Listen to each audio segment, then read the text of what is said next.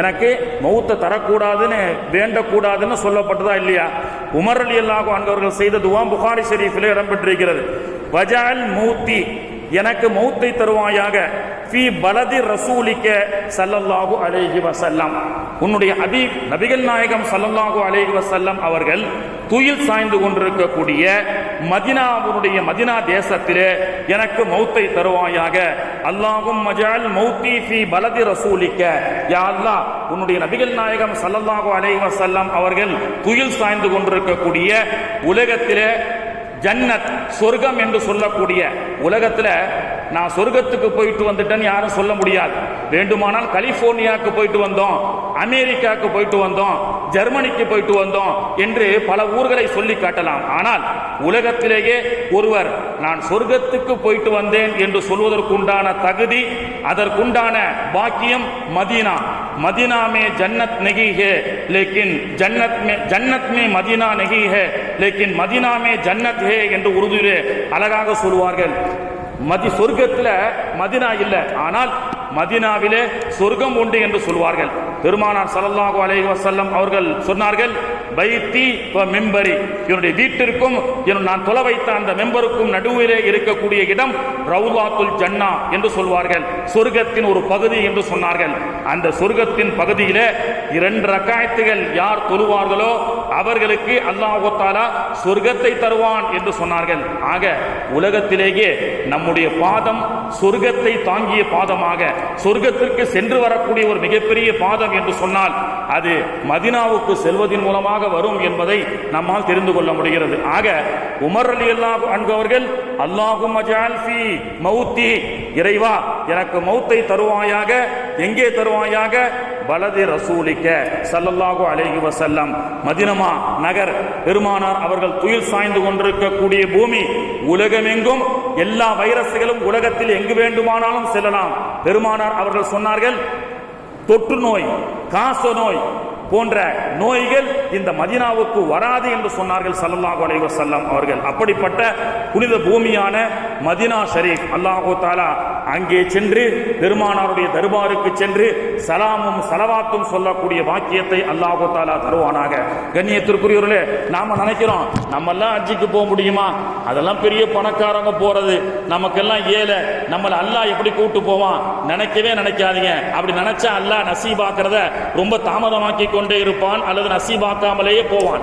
நான் செல்ல வேண்டும், அல்லாஹ்விடத்திலே துஆ செய்ய வேண்டும். யா அல்லாஹ் எனக்கு மரணத்திற்கு முன்பதாக உன்னுடைய காபாவை பார்க்கக்கூடிய பாக்கியத்தை கொடு.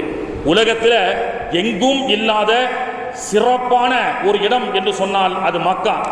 கதாதா ரலியல்லாஹு அன்ஹு அவர்கள் பிற்காலத்திலே வெளிநாட்டிலே சென்று சிரியாவிலே வாழ்ந்தார்கள். அவருடைய மகளாரும் மருமகனும் ஹஜ்ஜிக்காக சென்றார்கள். ஹஜ்ஜிக்காக செல்லும் பொழுது அவர்கள் சொல்லி அனுப்பினார்கள், மக்காவில் ருக்குனே யமான் என்று சொல்லக்கூடிய 4 மூலையிலே ஒரு மூலை உண்டு. அந்த ருக்குனே யமானிலே சென்றால் நீங்கள் அல்லாஹ்விடத்திலே அதிகமாக துஆ செய்யுங்கள். அப்படி என்ன அந்த ருக்குனே யமானிலே இருக்கிறது? பெருமானார் அவர்கள் சொன்னார்கள், ருக்குனுல் யமான் என்று சொல்லக்கூடிய ஹஜருல் அஸ்வதுக்கு கல்லுக்கு பக்கத்தில் இருக்கக்கூடிய காபாவுடைய மூலையிலே 70,000 மலக்குகள் இருக்கின்றார்கள். 70,000க்கும் மேற்பட்ட மலக்குகள் இருக்கின்றார்கள். அந்த 70,000 மலக்குகளுடைய வேலை என்ன தெரியுமா? அங்கே ஹஜ்ஜிக்காக தவாஃபுக்காக வந்திருக்கக்கூடிய ஹாஜிகளுடைய துஆவுக்கு ஆமீன் சொல்வதுதான் அவருடைய வேலை என்று சொன்னார்கள். எனவே தான் பெருமானார் அவர்கள் அந்த மூலையில் வரும் பொழுது, ரப்பனா ஆத்தினா ஃபித் துன்யா ஹஸனத்தன் வ ஃபில் ஆகிரத்தி ஹஸனத்தன் வ கினா அதாபன்னார், இறைவா உலகத்திலும் மறுமையிலும் எங்களுக்கு நல்ல சிறப்பான வாழ்க்கையை தந்து நரகத்தை விட்டும் பாதுகாப்பு தாயா அல்லாஹ் என்று துஆ செய்ய சொன்னார்கள். காபத்துல்லாவை பார்த்த உடனே அல்லாஹு தஆலா துஆவை கபூல் செய்கிறான். ஹாஜிகளுக்கு சொல்லும் பொழுது என்ன சொல்கின்றோம்? ஏன்னா இன்னைக்கு உலகத்தினுடைய மதிப்பு தெரியுது. ஹஜ்ஜிக்காக உம்ராவுக்காக செல்லக்கூடிய விஷயத்தை பற்றி அல்லாஹ் சொல்லும் போதும், அது அல்லாத மற்ற கடமைகளை சொல்லும் பொழுதும் வித்தியாசம் இருக்கு. தொழுகையை பற்றி சொல்லும் போது அகீமி ஸலாத்த ஆத்து ஸகாத்த, தொழுகையை நிலைநாட்டுங்கள், நான் கொடுத்ததிலிருந்து ஜகாத்து கொடுங்கள். எதுல? நான் உங்களுக்கு கொடுத்ததிலிருந்து நீங்க கொடுங்க, நான் கொடுத்தேன் நீங்க சம்பாதிச்சதுல நீங்க கொடுங்கன்னு சொல்ல. வமிம்மா ரஸக்னாஹும் யுன்ஃபிகூன், நான் உங்களுக்கு கொடுத்ததிலிருந்து நீங்க தர்மம் செய்யுங்கள்னு அல்லாஹ் தஆலா சொல்லி காட்டினான். அதே மாதிரி நோன்பை பற்றி சொல்லும் பொழுது குத்திப அலைக்குமுஸ் ஸியாம் முந்தைய உம்மத்தினர்களுக்கு எப்படி நோன்பு கடமையாக்கப்பட்டதோ அதே போன்று உங்களுக்கும் நோன்பு கடமையாக்கப்பட்டது. குர்பானி வலிகுல்லி உம்மத்தின் ஜஅல்னா மன்சக்கல் யذ்குரு ஸ்மல்லாஹ், முந்தைய உம்மத்திற்கு எப்படி குர்பானி கடமையாக்கினேனோ அதே போன்று உங்களுக்கும் குர்பானியை நான் ஆக்கி வைத்திருக்கின்றேன் என்று அல்லாஹ் தஆலா சொன்னான். எல்லா விஷயத்தையும் தொழு நோன்பு வை என்று சொல்ல அல்லாஹ் ஹஜ்ஜை பற்றி ஹதீஸிலும் குர்ஆனிலும் வரும் பொழுது லில்லா என்ற வார்த்தை பயன்படுத்தப்படும். வஅத்திமுல் ஹஜ்ஜ வல் உம்ரத லில்லா, ஹஜ்ஜையும் உம்ராவையும் அல்லாஹ்வுக்காக நிறைவேற்றுங்கள். அதே போன்று ஹஜ்ஜை பற்றி சொல்லும் பொழுது பெருமானார் அவர்கள் சொன்னார்கள், மன் ஹஜ்ஜ லில்லாஹி ஃபலம் யர்ஃபுஸ் வலம் யஃப்சுக் ரஜஅ கயௌமி வலதத்துஹு உம்முஹு, யார் அல்லாஹ்வுக்காக வேண்டி ஹஜ் செய்துவிட்டு மீண்டும் அவர் ஹஜ்ஜை முடித்து தாயகம் திரும்புகின்றாரோ அன்றைய பிறந்த பாலகரை போன்றவர் என்று சொன்னார்கள். இப்போ ஹஜ்ஜை பற்றி சொல்லும் போதெல்லாம் லில்லா அப்படின்னு சொல்லப்படுது. இன்னைக்கு உம்ரா என்பது சர்வ சாதாரணமாக எல்லோரும் செல்லக்கூடிய விஷயமாக ஆகிவிட்டது. திடீர்னு ஆளை காணோம், என்னத்தா எங்க போயிருந்திய, குடும்பத்தோட உம்ராவுக்கு போனாத்தா அப்படின்னு சொல்லி ஒரு விசிட்டிங் விசா, ஒரு டூரிசத்தை போன்று இன்னைக்கு எல்லாம் உம்ராக்களுக்கு போறாங்க வராங்க, அல்ஹம்துலில்லாஹ். ஆனால் அந்த காலத்துல ஊர்ல யாராவது ஒருத்தர் அத்தி பூத்ததை போன்று ஒரு ஹாஜி செல்வார். அவர் கப்பல்ல செல்லக்கூடியவராக இருப்பார். 3 மாசத்துக்கு முன்னாடி 6 மாசத்துக்கு முன்னாடி பயணம் செய்யக்கூடியவராக இருப்பார். பல தியாகங்களை மேற்கொண்டு செல்வார். அவருக்கெல்லாம் தல்பியா ஓதி தக்பீர் ஓதி மாலை போட்டு முடிஞ்சா திருச்செந்தூர் வரைக்கும் இல்லைன்னா சென்னை ஏர்போர்ட் வரைக்கும் வழி அனுப்பி அந்த ஹாஜி திரும்பி வரும் பொழுது நாம அவர் வீட்டுக்குள்ள செல்வதற்கு முன் முசாபா செய்வோம்.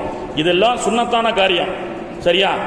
அதனால தான் ஸல்லல்லாஹு அலைஹி வஸல்லம் அவர்கள் சொன்னாங்க, ஹஜ்ஜிக்கு செல்லக்கூடிய ஹாஜிகள் 4 பேரை பார்த்து சொல்லிட்டு போற தப்பு இல்லை.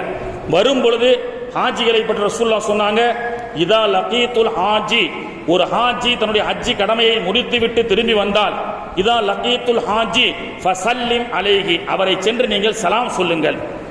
அவரை சென்று ஒரு ஹஜ்ஜிக்கு போயிட்டு ஒரு ஹாஜியை சென்று ஃபஸல்லிம் அலைஹி, அவரை சென்று நீங்கள் சலாம் சொல்லுங்கள். ஃபஇன்னஹு, நிச்சயமாக ஹாஜியை பார்த்து சலாம் சொல்லக்கூடிய அந்த பழக்கம் என்பது ஃபஇன் இதா லகீத்துல் ஹாஜி ஃபஸல்லிம் அலைஹி மக்ஃபூருன் கபுல அன் யதுகுல பைத்தன், அவள் வீட்டுக்குள்ள செல்வதற்கு முன்பு ஊருக்கு வந்த உடனேயே அவரை பார்த்து சலாம் சொன்னால், யார் சலாம் சொல்றாரோ, ஹஜ்ஜி செய்யாம நாம இருக்கிறோம்ல, அவரை போய் சந்திக்கிறோம்ல, அதற்கு அல்லாஹ் தஆலா கொடுக்கக்கூடிய கூலி என்ன?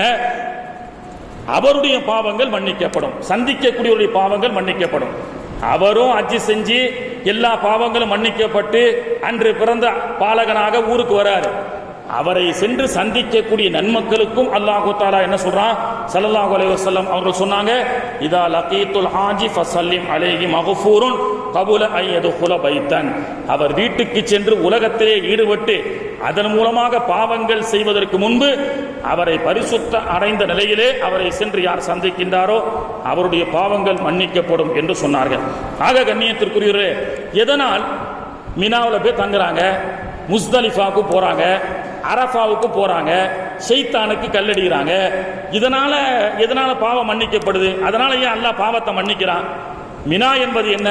இப்ராஹிம் அலைஹிஸ்ஸலாம் தங்கி இருந்த வீடு. என்னுடைய ஹபீப் இப்ராஹிம் நபி அவர்களும் தன்னுடைய குடும்பத்தார்களும் தங்கி இருந்த அந்த புனிதமான வீடு மஸ்ஜிதுல் கைஃப் என்று சொல்லக்கூடிய மினாவிலே இருக்கக்கூடிய பள்ளிவாசல் தான் இப்ராஹிம் நபியினுடைய வீடு. அவர்கள் தங்கியிருந்த வீடைத்தான் இன்னைக்கு மஸ்ஜிதுல் கைஃப். உலகத்தில் பிரம்மாண்டமான 3 பள்ளிவாசல்கள், அந்த 3 பள்ளிவாசல்கள் வருஷத்தில் 5 நாள் மட்டும்தான் திறப்பாங்க. அவ்வளவு பெரிய பிரம்மாண்டமான பள்ளி எல்லா நாளும் பூட்டி தான் கிடக்கும். அது என்ன? மஷ்அரில் ஹராம் என்று சொல்லக்கூடிய ஒரு பள்ளி, மினாவிலே இருக்கக்கூடிய கைஃப் என்ற ஒரு பள்ளி, மஸ்ஜித் நமீரா என்று சொல்லக்கூடிய அரஃபாவிலே இருக்கக்கூடிய 3 பள்ளிவாசல்கள். இந்த பள்ளிவாசல் வருஷத்துல 360 நாள் பூட்டி கிடக்கும். பெரிய பள்ளிவாசல், பாங்கு இருக்காது, காமத்தும் இருக்காது. 5 நாள் மட்டும்தான் திறப்பாங்க. அந்த 5 நாள் ஒரு வாரத்துக்கிட்ட தான் திறப்பாங்க. அது என்ன? ஹாஜிகள் மினாவுக்கு 8 அன்று செல்லும் பொழுது 8, 9 அன்று அரஃபா, 10, 11, 12 என்று சொல்லி சில நாட்கள் மட்டுமே தொழுகை நடக்கக்கூடிய ஒரு பிரம்மாண்டமான பள்ளி. அங்கே தங்கி செல்வதனால் தான் ஹஜ்ஜி. அரஃபாவை பற்றி சொல்லப்படுகிறது, அல் ஹஜ்ஜு அரஃபா. யார் அரஃபாவுக்கு வருகிறார்களோ அரஃபா தான் ஹஜ்ஜி என்று சொன்னார்கள் ஸல்லல்லாஹு அலைஹி வஸல்லம் அவர்கள். உலகத்தில் மிகப்பெரிய செல்வந்தன், கருப்பினத்தை சார்ந்தவன், வெள்ளை இனத்தை சார்ந்தவர் என்ற ஒரு பாகுபாடு இல்லாமல் இருக்கக்கூடிய ஒரே சங்கமிக்கக்கூடிய ஒரே இடம் அரஃபா. நபிகள் நாயகம் ஸல்லல்லாஹு அலைஹி வஸல்லம் உடைய காலத்துல சில வரட்டு கௌரவம் பிடித்தவர்கள், அதாவது குடும்ப, அதாவது உயர் ஜாதி குடும்பம் என்று சொல்லிக் கொண்டிருக்கக்கூடிய சிலர்கள் என்ன செஞ்சாங்க, அரஃபாவுக்கு நாங்க தங்க மாட்டோம் என்று சொல்லி அரஃபா அல்லாம வேற இடத்துல தங்கினாங்க. ஸல்லல்லாஹு அலைஹி வஸல்லம் கேட்டாங்க, என்ன அரஃபாவில் சில பேரை காணும்னு கேட்டாங்க. அப்போ அந்த மக்கள் சொன்னாங்க, யா ரசூலல்லாஹ், அல்லாஹ்வின் தூதர் அவர்களே, அரஃபாவில் வாங்கினா வந்து தங்கினா பிலாலி ஹபஷி தங்கி இருக்கிறாரு, சல்மானுல் ஃபார்சி தங்கி இருக்கிறாரு, கருப்பு இனத்தை சார்ந்த சாதாரண மக்களாக நாங்கள் இணைந்து தங்குவதா, அது எங்களுக்கு கௌரவ பிரச்சனை என்று சொன்னார்கள். நாங்கள் எல்லாம் உயர்ந்த குல ஜாதியை சார்ந்தவர்கள் என்று சொன்னார்கள் என்று சொல்லி அரஃபாவில் ஒரு ஆண்டு நபிகள் நாயகம் ஸல்லல்லாஹு அலைஹி வஸல்லம் அவர்கள் தங்கி இருக்கும் பொழுது வரட்டு கௌரவத்தால் சிலர்கள் அரஃபாவிலே தங்காத போது ஸல்லல்லாஹு அலைஹி வஸல்லம் அவர்கள் சொன்னார்கள், அல் ஹஜ்ஜு அரஃபா, அரஃபா தான் ஹஜ்ஜி என்று சொன்னார்கள். ஹஜ்ஜி தான் அரஃபா, அரஃபா தான் ஹஜ்ஜி என்று சொன்னார்கள். உடனே அந்த இடத்துல எல்லாரும் வந்து தங்க ஆரம்பித்தார்கள். ஏன் என்று சொன்னால், அங்கே உயர்ந்த குல ஜாதியை சார்ந்தவர், தாழ்ந்த குல ஜாதியை சார்ந்தவர், விஐபி தரிசனம், விவிஐபி தரிசனம் என்பதெல்லாம் கிடையாது. அங்கே ஆண்டி முதல் அரசன் வரை, அரசன் முதல் ஆண்டி வரை அனைவரும் மையக்குரிய டிரெஸ்ஸை அணிந்து கொண்டு அங்கே சென்று தங்க வேண்டும். இன்னைக்கு ஹஜ்ஜிக்கு செல்கின்றோம் என்று நிறைய ஹாஜிகள் செல்கிறார்கள். நீங்க எதுல ஹஜ்ஜிக்கு போனீங்க? நான் அஜ்வா டூர்ஸ் அண்ட் டிராவல்ஸ், 10 லட்சம் ரூபாய், மாஷா அல்லாஹ், சூப்பர். நீங்க நான் தீன் ஹஜ் சர்வீஸ் 15 லட்சம் கொடுத்தேன். எங்க தங்கினீங்க? டவர்ல தங்குறேன் அப்படின்னு சொல்லி, கிளாக் டவர்ல தங்குறேன், இப்படி எல்லாம் பேசுறாங்க ஹாஜிகள். நீங்க எதுல வந்தீங்க? ஹஜ்ஜி கமிட்டியா? இந்த பேச்சு எங்க நடக்குது? மக்காவில் நடக்குது. ஹஜ்ஜி கமிட்டியில வந்தா சாதாரண மனிதரை போன்றோம், தீன் ஹஜ்ஜி டால்பின் போன்ற பெரும் நிறுவனங்கள் மூலமாக சென்றா அவர் ரொம்ப பணக்காரர் அப்படிங்கிற அந்த அகந்தை. அதனால் தான் சொல்வது, அல்லாஹ் தஆலா சொல்கின்றான், அல் ஹஜ்ஜு வ அத்திம்முல் ஹஜ்ஜ வல் உம்ரத லில்லாஹ், அல்லாஹ்வுக்காக ஹஜ்ஜி செய்ய, பேரு பகட்டுக்காக நான் உம்ரா போயிட்டு வந்தேன், ஹஜ்ஜிக்கு போயிட்டு வந்தேன்.